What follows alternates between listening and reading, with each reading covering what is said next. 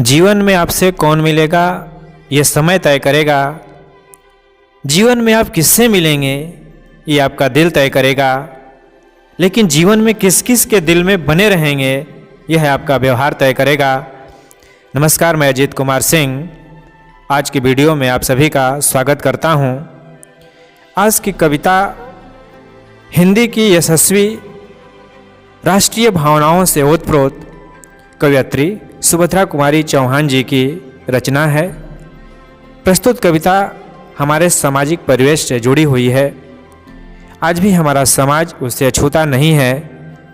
समाज का रूप बदल चुका है, लेकिन उसका हृदय अभी भी पूर्ण रूप से बदला नहीं है।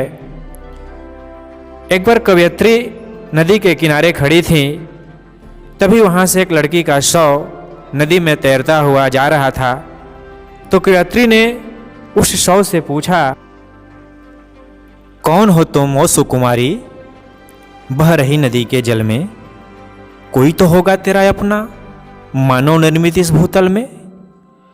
किस घर की तुम बेटी हो, किस क्यारी की कली हो तुम? किसने तुमको छला है बोलो, क्यों दुनिया छोड़ चली हो तुम? किसके नाम की मेहंदी बोलो, हाथों पर रची है तेरे? बोलो किसके नाम की बिंदिया, माथे पर लगी है तेरे? लगती हो तुम राजकुमारी, या देवलोक से आई हो? उपमा रहित ये रूप तुम्हारा, ये रूप कहाँ से लाई हो? ये रूप कहाँ से लाई हो? कवयित्री की बातें सुनकर लड़की की आत्मा बोली, देवी मुझको क्षमा करो, गरीब पिता की बेटी हूँ, इसलिए मृत मीन की भांति जलधारा पर लेटी हूँ। रूप रंग और सुंदरता ही मेरी पहचान बताते हैं। कंगन, चूड़ी, बिंदी, मेहंदी, सुहागन मुझे बनाते हैं। पिता के सुख को सुख समझा, पिता के दुख में दुखी थी मैं। जीवन के इस तन्हा पथ पर पति के संग चली थी मैं। पति को मैंने दीपक समझा, उसकी लौ में जली थी मैं। माता पिता का साथ छोड़ उसके रंग में ढली थी मैं।